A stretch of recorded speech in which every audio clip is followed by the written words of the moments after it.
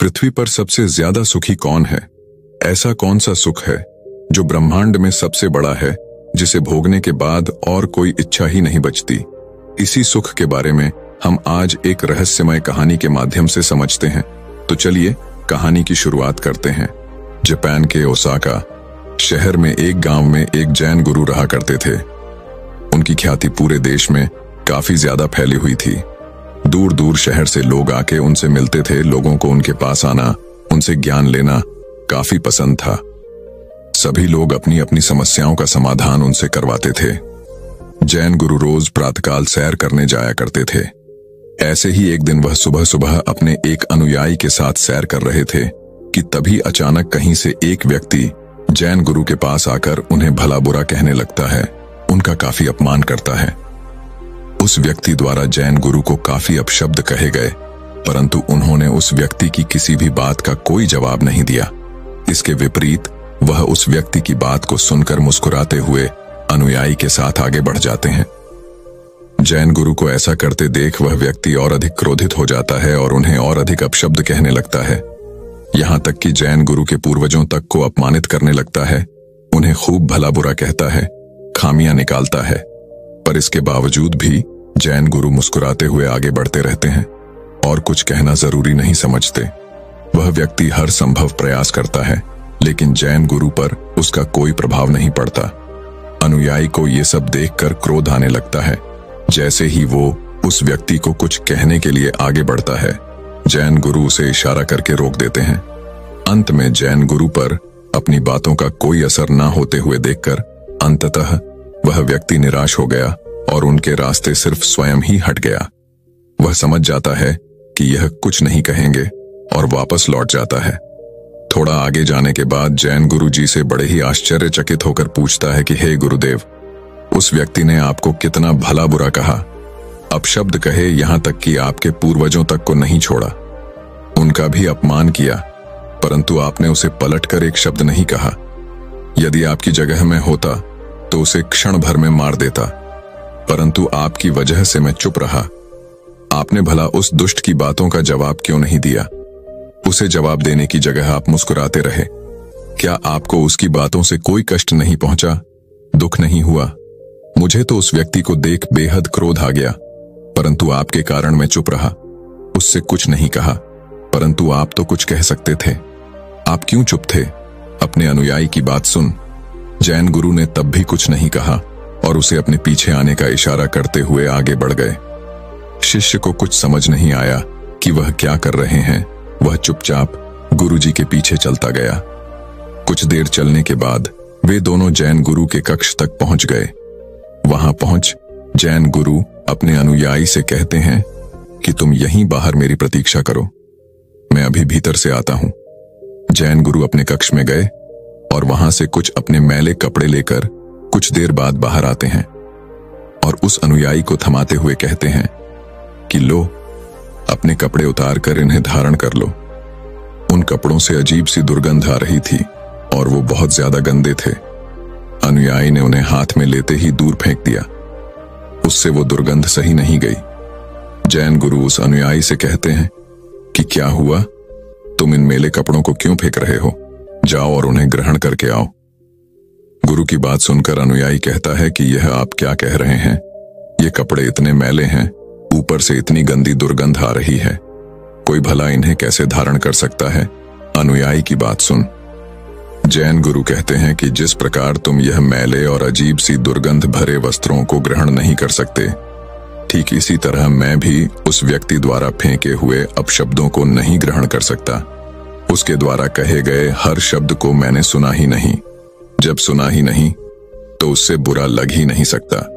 जैन गुरु आगे अनुयायी से कहते हैं कि इतना याद रखो कि यदि तुम किसी को बिना मतलब भला बुरा कहने पर स्वयं भी क्रोधित हो जाते हो, तो इसका अर्थ है कि तुम अपने साफ सुथरे कपड़ों की जगह उस फेंके फटे पुराने मैले कपड़ों को धारण कर रहे हो।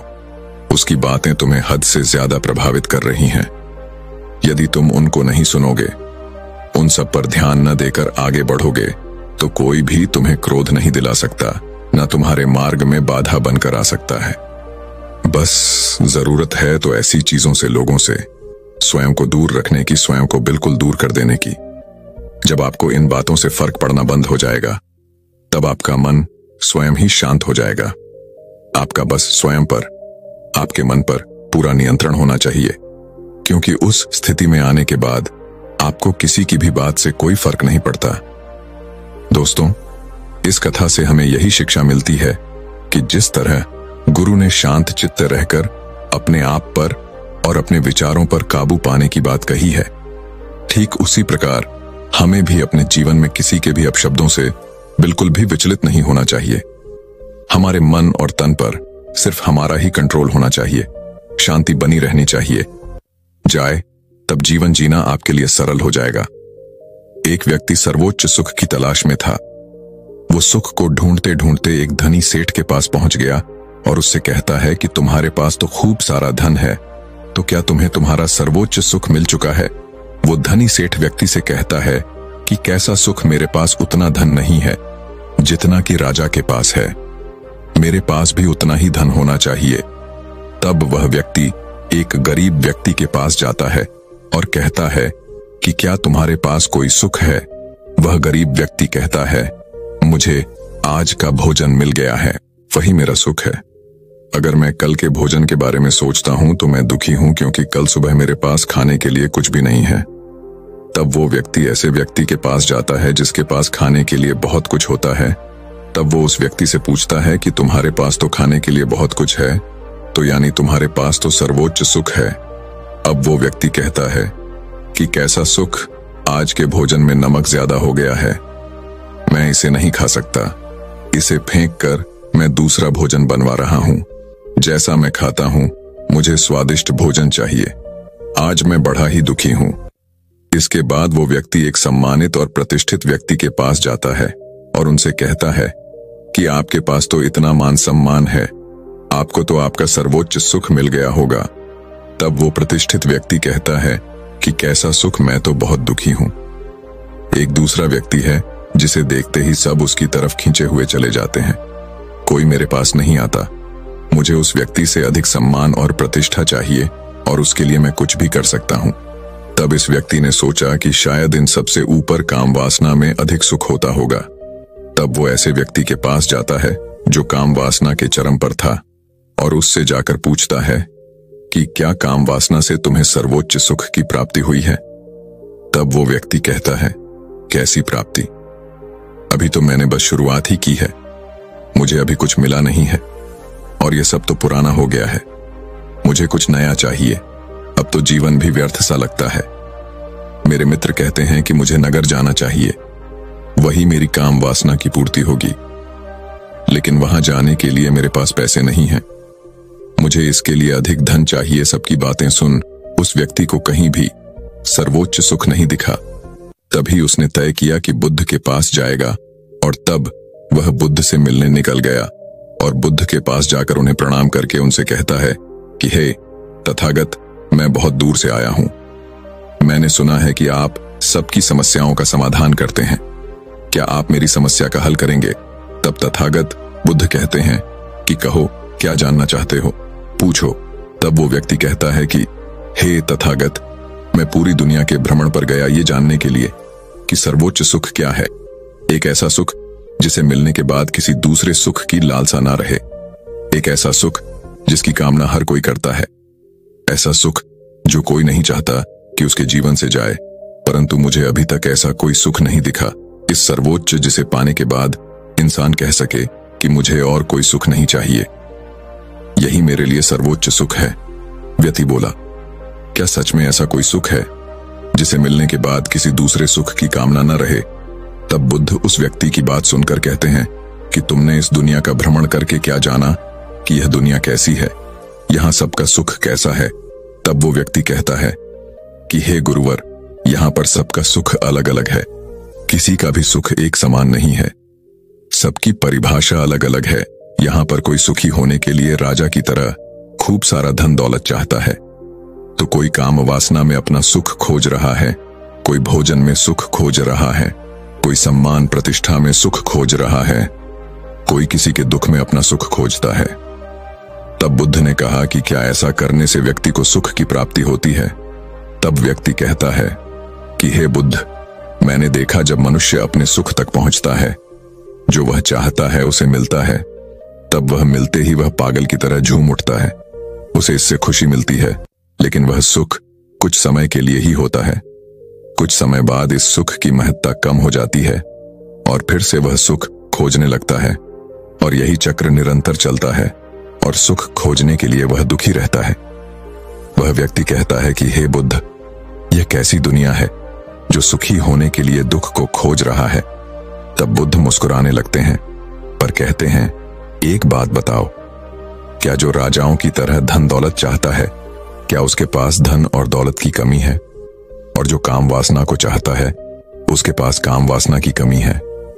और जो स्वादिष्ट भोजन चाहता है, क्या उसके पास 2 वक्त के भोजन की कमी है? तुमने देखा कि इनके पास किसी भी चीज की कोई कमी नहीं है, फिर भी यह सब दुखी है, और इसका कारण यही है कि इन सबको अपना सुख नहीं दिखता।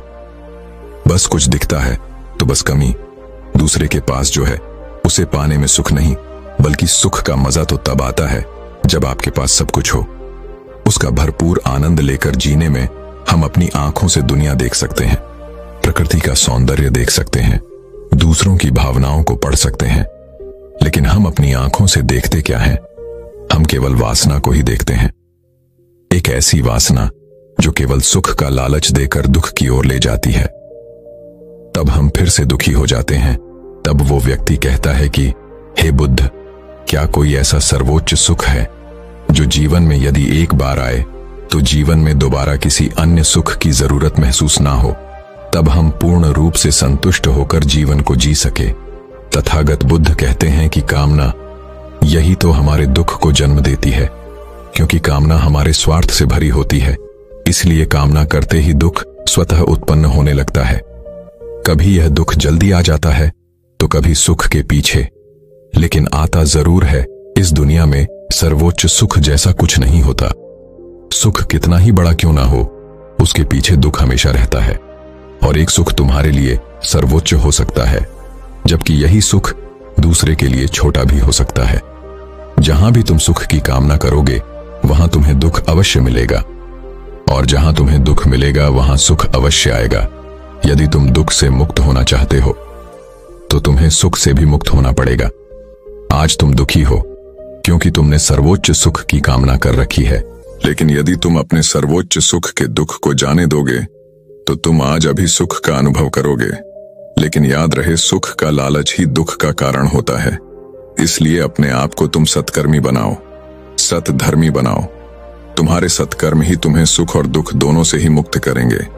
जब तुम दोनों से मुक्त हो जाओगे तो ठीक वैसे ही बन जाओगे जैसे कीचड़ में कमल का फूल खिलकर भी कीचड़ से रूपता रहता है। तब वो व्यक्ति कहता है, बुद्ध आप बिल्कुल सही कहते हैं, मैं व्यर्थ ही सर्वोच्च सुख के पीछे भाग रहा था और उसके पीछे भागकर अपने दुख को उत्पन्न कर रहा था, जबकि इसकी कोई जरूरत नहीं थी। अब मैं भी संकल्प और सद्धर्म के मार्ग पर आगे बढ़ूंगा। तो दर्शकों, चलिए अभी इसी विषय पर अगली कहानी की शुरुआत करते हैं। दोस्तों, इस दुनिया में ताकतवर को ही नियति के यहाँ जगह मिलती है, कमजोरों की यहाँ कोई जगह नहीं। यह बात आपने सुनी ही होगी और इस बात से आप भली भांति परिचित भी होंगे। इस बात में कोई शक नहीं कि पुराने जमाने में जो लोग हुआ करते थे वह आज के जमाने की इंसानों से कहीं ज्यादा ताकतवर थे। और ऐसा इसलिए है क्योंकि वे लोग जिंदा रहने के लिए खाना खाते थे और आजकल के लोग सिर्फ जीभ के स्वाद के लिए खाना खाते हैं। आप एक और तथ्य से वाकिफ होंगे कि एक रोटी से 10 गुना ज्यादा ताकत आटे में होती है, आटे से 10 गुना अधिक ताकत दूध में होती है, और दूध से 8 गुना अधिक ताकतवर मांसाहार होता है, और मांसाहारी से 10 गुना ज्यादा ताकतवर घी में होती है। लेकिन यदि आप आज के समय पर देखेंगे, यदि किसी व्यक्ति को घी खाने के लिए कह दिया जाए तो वह ज्यादा से ज्यादा 1 चम्मच ही उसका सेवन कर सकता है, उसके ऊपर वह नहीं खा पाएगा। लेकिन यदि हम पुराने जमाने के इंसानों की बात करें तो उस समय पर घी उनका सर्वश्रेष्ठ भोजन होता था। आपने महाराजा महाराणा प्रताप के बारे में तो सुना ही होगा। वह जितना वजन लेकर युद्ध भूमि पर लड़ते थे, उतना वजन तो आज के 4 आदमी भी उठा नहीं पाएंगे। इसीलिए कहा जाता है कि तब के जमाने के लोग सचमुच जीवन जीते थे। और आज के लोग तो केवल जबरदस्ती इस जीवन को जी रहे हैं। आज की जो कहानी मैं आपको सुनाने जा रहा हूं, इस कहानी को आपको बहुत ही ध्यानपूर्वक सुनना और समझना होगा। इस कहानी की हर एक चीज को अपने जीवन में उतारना होगा, तभी इस कहानी का मकसद पूरा हो सकेगा। क्योंकि इस कहानी में कुछ ऐसे रहस्य हैं, कुछ ऐसी बातें हैं जिसे जानने के बाद आपको यह एहसास होगा कि आपका सबसे बड़ा धन, आपका सबसे बड़ा ऐश्वर्य हमारा स्वास्थ्य ही है। बहुत समय पहले की बात है, एक छोटा सा राज्य था। उस राज्य का राजा बहुत दयालु था और वहां की सेना भी बहुत पराक्रमी थी। उस सेना में एक ऐसा व्यक्ति था जो अत्यधिक पराक्रम था और वह उस राज्य का सर्वश्रेष्ठ योद्धा था। वह इतना ताकतवर था कि एक साथ वो 50 लोगों को भी परास्त कर सकता था और राजा उसके इस पराक्रम से हमेशा बहुत खुश रहते थे। जब भी उससे कोई युद्ध करने जाता तो वह पहले 100 बार सोचा करता कि क्या उससे युद्ध करना आसान है, क्या उसे हराना आसान है। हर कोई जानता था कि वह बहुत शूरवीर है, बहुत ताकतवर है, इसलिए उसे हराना लगभग असंभव था। वह अपने राजा के लिए हमेशा तत्पर रहता, अपने राज्य के राजा के लिए, अपनी प्रजा के लिए जो कुछ अच्छा होता वह उसे अवश्य करता। एक बार की बात है, वह मशहूर योद्धा अपना पराक्रम दिखा रहा था। उसी वक्त उसके दोनों पुत्र वहां पर आए हुए थे। राजा ने उसके दोनों पुत्र को देखा और राजा के मन में यह प्रश्न आया कि आने वाले समय में हमारे राज्य के लिए इनमें से सबसे सर्वश्रेष्ठ योद्धा कौन होगा, हमारे राज्य के लिए योग्य कौन होगा। यह बात जब उस योद्धा के कानों में पड़ी तो वो अत्यधिक चिंतित हो गया। उस योद्धा के 2 पुत्र थे। जो बड़ा वाला बेटा था वह हर चीज का हुनर सीख चुका था, फिर चाहे वह तलवारबाजी हो, लोगों से बोलना हो, आग से खेलना हो, हर तरफ की 4 बारी से वह संपूर्ण था। उसे जो कुछ भी सिखाया जाता वह उसे सीखने में निपुण था। वह बहुत जल्द उस विद्या को, उस कला को सीख जाता था। हर कोई यही कहता कि अगला योद्धा यही होगा, यही हमारे राज्य के लिए सर्वश्रेष्ठ योद्धा बन सकता है। लेकिन उस योद्धा का एक छोटा पुत्र भी था जो बहुत कमजोर था, जिसे कोई भी चीज सीखने में अत्यधिक समय लगता था और उसे देखकर कोई भी यह नहीं कहता था कि यह कभी योद्धा बन सकेगा। उसे उसके पिता ने बहुत कुछ सिखाने का प्रयास किया, लेकिन वह कभी भी कुछ सीख नहीं पाया। ना ही तो वह अच्छी तलवारबाजी कर पाता था, ना ही उसे एक योद्धा की तरह जीना आता था। वह हमेशा आलसियों की तरह पड़ा रहता। जब भी वह योद्धा अपने दोनों पुत्रों को एक साथ देखता तो उसे बहुत चिंता होता, उसे बहुत तकलीफ होती, क्योंकि वह अपने दोनों पुत्र को एक समान बनाना चाहता था। वह अपने दोनों पुत्र में कोई फर्क नहीं समझता था। लेकिन जब भी कोई यह कहता कि बड़ा पुत्र अत्यधिक बलवान है, शूरवीर है, वह एक योद्धा जरूर बनेगा, और जब वहीं पर छोटे बच्चे के लिए कोई यह कहता यह तो कमजोर है, आलसी है, यह भला क्या कर पाएगा, यह सुन उसके पिता को बहुत तकलीफ होती, बहुत दुख होता। लेकिन वो योद्धा ये जानता था कि इसमें उसके छोटे बेटे की कोई गलती नहीं है। उसका व्यवहार दूसरों से अलग है और यह दूसरों से थोड़ा कमजोर है, लेकिन इसे कुछ बातों का ध्यान रखना होगा, तभी यह दूसरों जैसा पराक्रमी बन सकता है, दूसरा जैसा तलवारबाज बन सकता है, दूसरा जैसा सर्वश्रेष्ठ योद्धा भी बन सकता है। इस बात का ध्यान रखते हुए वो योद्धा अपने उस बेटे को लेकर पास ही के एक गुरु के पास पहुंचा। यह वही आश्रम था जहां उस योद्धा ने भी शिक्षा ग्रहण की थी। वह उन गुरु को भली भांति जानता था। वह यह भी जानता था कि वह गुरु उसके छोटे बेटे को वह शिक्षा अवश्य देंगे जिससे वह भी अन्य लोगों की तरह पराक्रमी और शूरवीर बन जाए। वह उन्हें उन गुरु के पास ले गया, उन्हें प्रणाम किया और कहने लगा है, गुरुवार, मैं चाहता हूं कि मेरा बच्चा आपसे शिक्षा ग्रहण करे। यह थोड़ा आलसी है, थोड़ा कमजोर है और यह कभी कुछ सीखना ही नहीं चाहता, जबकि मेरा बड़ा बेटा बहुत साहसी, शूरवीर, ताकतवर और पराक्रमी है और इस राज्य को ऐसे ही लोगों की आवश्यकता है। लेकिन मेरा यह छोटा बेटा, जो कि मेरी चिंता का कारण बना हुआ है, मैं चाहता हूं कि यह भी पराक्रमी बने, शूरवीर बने, ताकतवर बने, ताकि इस राज्य का हर कोई इसके भी गुण गा सके। मैंने बहुत प्रयास किए, मैंने कई तरह के उपाय भी किए ताकि ये अपने जीवन में कुछ कर सके, कुछ सीख सके, लेकिन यह कभी कुछ सीखना ही नहीं चाहता। मैं चाहता हूं कि मेरे दोनों पुत्र एक बराबर हों, किसी में कोई कमी ना हो, इन दोनों को एक बराबर अधिकार मिले, लेकिन यह अपने आलस के कारण, अपनी कमजोरी के कारण हमेशा पीछे रह जाता है। मैंने इसे कई बार समझाया, लेकिन यह है कि मेरी बातों को मानता ही नहीं। मैं अपने दोनों बेटों में कोई भेदभाव नहीं रखना चाहता। मैं दोनों को एक बराबर बनाना चाहता हूं। उस योद्धा की ये सारी बातें सुनकर वह गुरुवर उस योद्धा से कहते हैं, मैं जानता हूं तुम्हारे पुत्र को क्या तकलीफ है। मैं इसे वैसा ही बना दूंगा जैसा तुम चाहते हो, लेकिन इसके लिए तुम्हें इसे कुछ दिन के लिए मेरे पास यहां पर आश्रम में छोड़ना होगा। और मैं तुम्हें यकीन दिलाता हूं कि जब तुम वापस इसे लेने आओगे तो तुम्हें तुम्हारा यह पुत्र इस प्रकार नहीं दिखेगा। इसकी जगह पर तुम्हें वह पराक्रमी, वह ताकतवर मिलेगा जैसा तुम चाहते हो। वह गुरुवर अत्यधिक आत्मज्ञानी थे। वह उस योद्धा के पुत्र को देखकर यह समझ चुके थे कि उसे क्या तकलीफ है और उसे किस तरह से ठीक किया जा सकता है, उसे किस तरह से पराक्रमी बनाया जा सकता है, क्योंकि आखिर वह एक ऐसे योद्धा का पुत्र है जिसे अभी तक कोई हरा नहीं सका था। बस उसे इस बात का एहसास करवाना ही काफी था। वह योद्धा उन गुरु के कहने पर अपने पुत्र को वहीं पर छोड़कर वापस अपने घर की ओर लौट जाता है। उसके बाद उस योद्धा का वह पुत्र एक शिष्य बनकर उन गुरु के आश्रम में रहने लगता है। वहां के सारे कामकाज करने लगता है। वहां पर वह सीखने लगता है, समझने लगता है, और इसी प्रकार कई दिन बीत जाते हैं। और एक दिन सही समय आने पर वह गुरु उस योद्धा के पुत्र से कहते हैं, चलो आज मैं तुम्हें कुछ दिखाना चाहता हूं। इतना कहकर वह गुरु उस योद्धा के पुत्र का हाथ पकड़ लेते हैं और उसे लेकर एक पहाड़ी की ओर ऊपर की ओर बढ़ चलते हैं। उस पहाड़ी के ऊपरी छोर पर ले जाकर वह गुरुवर उस पुत्र से कहते हैं, आज मैं तुम्हें कुछ सिखाने वाला हूं और तुम्हें ध्यान से सीखना होगा, क्योंकि यदि तुमने आज यह बात नहीं सीखी तो तुम अपने जीवन भर कुछ नहीं कर पाओगे, कुछ नहीं सीख पाओगे, और हमेशा लोग तुम्हें कमजोर और असहाय समझेंगे और उसी दृष्टि से तुम्हें देखा जाएगा। धीरे धीरे कई दिन बीत चुके हैं और अब तुम्हारे घर जाने का वक्त भी करीब आ चुका है।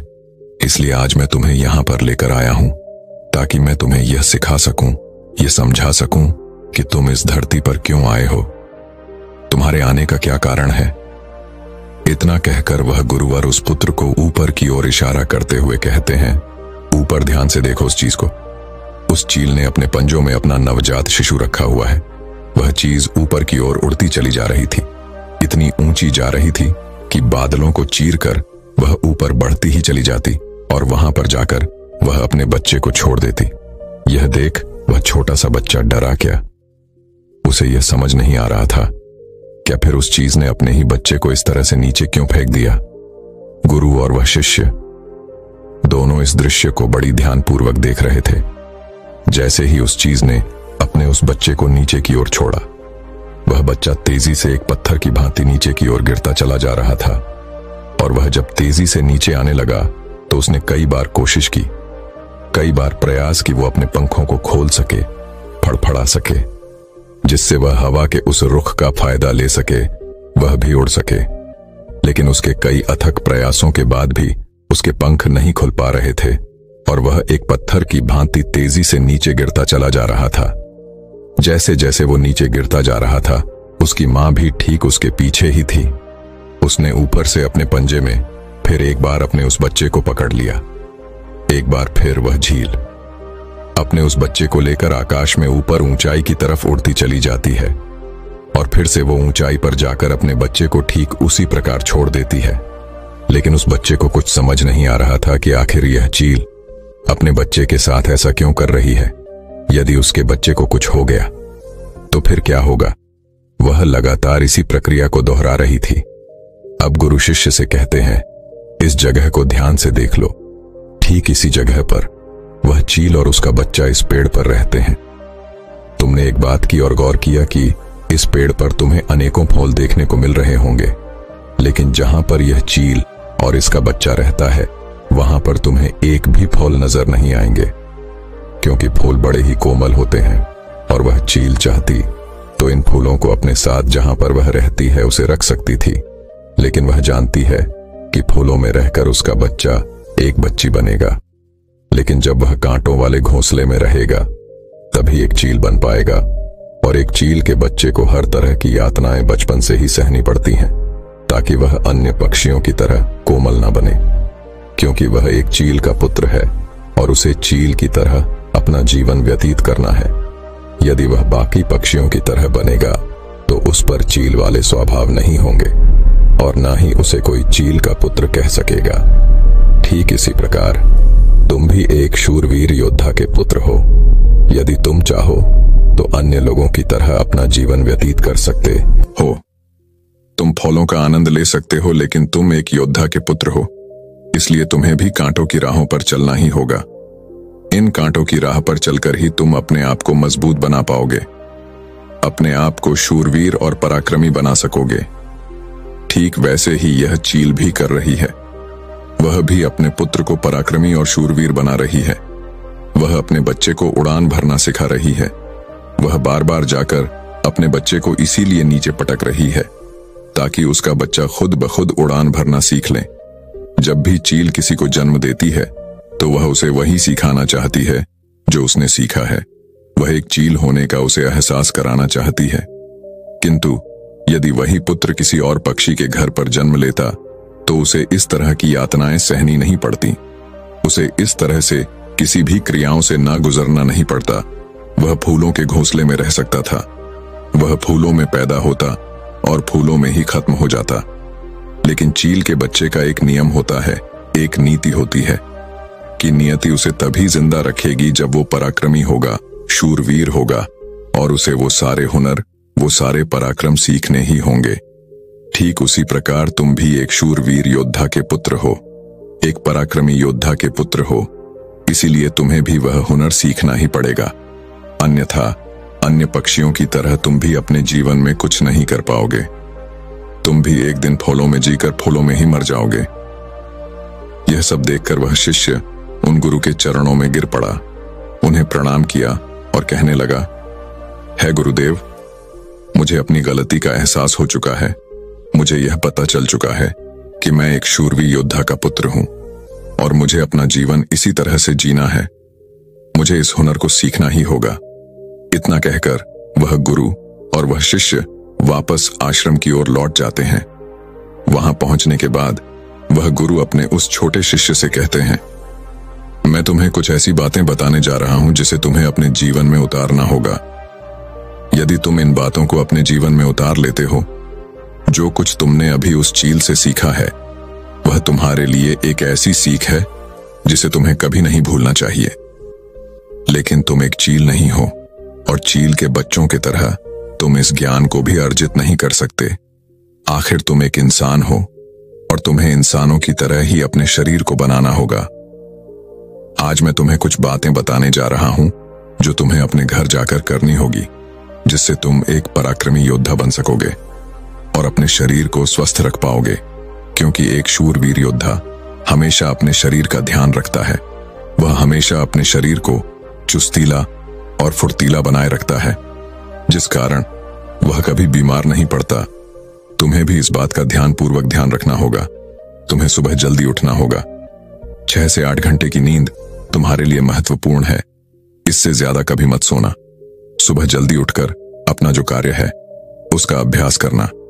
जिस प्रकार तुम्हारे पिता एक योद्धा है, वह सुबह उठकर अपने सभी हुनर का अभ्यास करते हैं, ठीक उसी प्रकार तुम्हें भी सुबह उठकर अपने सभी हुनर का अभ्यास करना होगा।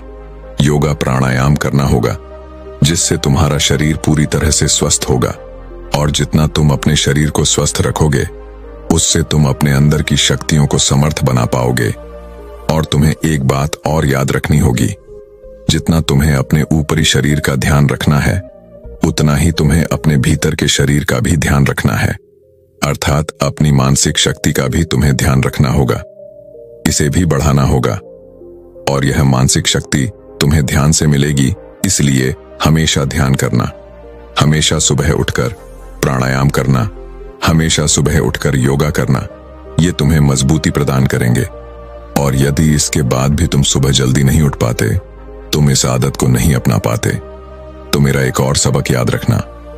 जिस दिन तुम उठने में लेट हो जाओ, अर्थात जितना समय तुम देरी से उठो, अपने शरीर पर उतने ही कोड़े मरवाना। जब तुम यह क्रिया 4 से 5 दिन करोगे तो तुम खुद ही अपने आप में वह बदलाव देख पाओगे कि तुम अपने आप ही अपने समय पर उठना शुरू कर पाओगे। दूसरी बात जो तुम्हें हमेशा ध्यान रखनी है कि तुम्हें हमेशा स्वादिष्ट और स्वस्थ खाना ही खाना है। ऐसी चीजें कभी मत खाना जो तुम्हारे शरीर को नुकसान पहुंचाती हों।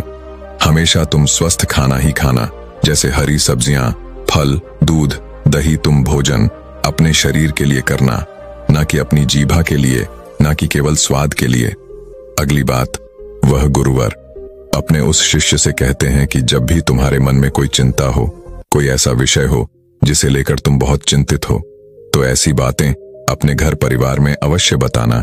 यदि तुम इन बातों को अपने मन में रखते हो तो यह बातें तुम्हें मन ही मन कमजोर बनाती चली जाएंगी।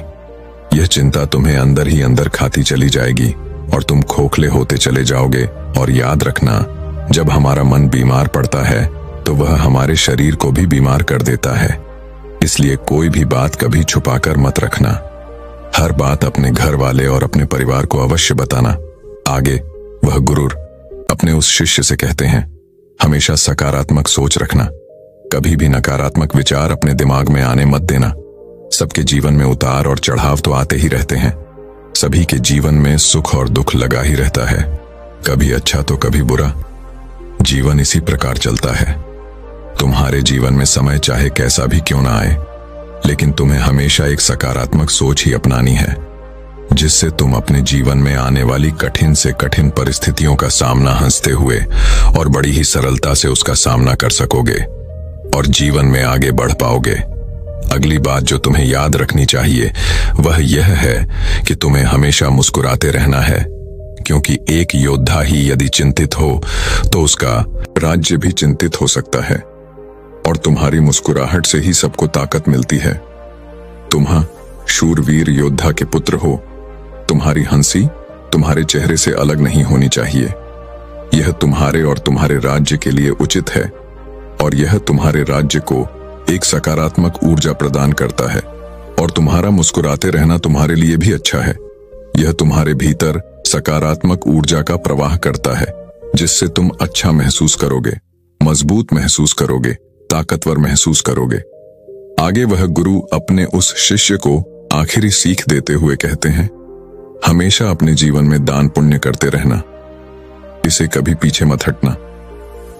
तुमने देखा होगा कि राजा महाराजा ऐसे होते हैं कि वह दान के समय पर उनसे जो मांगा जाए वह सब देने के लिए तैयार हो जाते हैं, फिर चाहे आप उनका राजपाट ही क्यों ना मांग लें। दान पुण्य करना अत्यधिक जरूरी है। और ऐसा नहीं कि दान में तुम केवल धन ही दो, तुम किसी की मदद भी कर सकते हो। इसलिए दान पुण्य के समय पर तुम्हें कभी पीछे नहीं हटना चाहिए। जब हम दान करते हैं तो हमारे मन में एक अजीब सी खुशी महसूस होती है। हमारा मन बहुत खुश होता है, हम बहुत अच्छा महसूस करते हैं और यह खुशी हमारे शरीर को और भी ज्यादा मजबूत बनाती है। लोगों में यह गलत धारणा है कि जब हम दान करते हैं तो हमारी संपत्ति घटती है, लेकिन ऐसा नहीं है। जब हम दान करते हैं तो इससे हमारी संपत्ति घटती नहीं बल्कि बढ़ती चली जाती है। इसलिए दान करने से कभी पीछे मत हटना। जब भी तुम्हें मौका मिले, जैसा भी तुम्हें मौका मिले, तुम दान अवश्य करना। इतना कहकर वह गुरुवर शांत हो गए और वह शिष्य उन गुरु के चरणों में प्रणाम करके उनसे कहता है गुरुवर, आपने जो मुझे शिक्षा दी है, यह शिक्षा मैं अपने जीवन भर याद रखूंगा। इसे मैं कभी भुला नहीं पाऊंगा। अब मुझे आज्ञा दीजिए, मैं अपने घर जाना चाहता हूं। अपने पिता की तरह एक शुरू पराक्रमी योद्धा बनना चाहता हूं। इतना कहकर वह शिष्य शांत हो जाता है और वह गुरुवर भी आशीर्वाद देते हुए उस शिष्य को उसके घर जाने की आज्ञा प्रदान करते हैं। दोस्तों, मैं उम्मीद करता हूं कि यह कहानी सुनने से आपके जीवन में अच्छे बदलाव आए होंगे। आपको इस वीडियो से क्या सीखने मिला, ये कमेंट करके जरूर बताएं और अपने परिवार, दोस्तों या आपके करीबी इंसान के साथ ये कहानी शेयर करके उन्हें भी इस ज्ञान से परिचित करवाएं।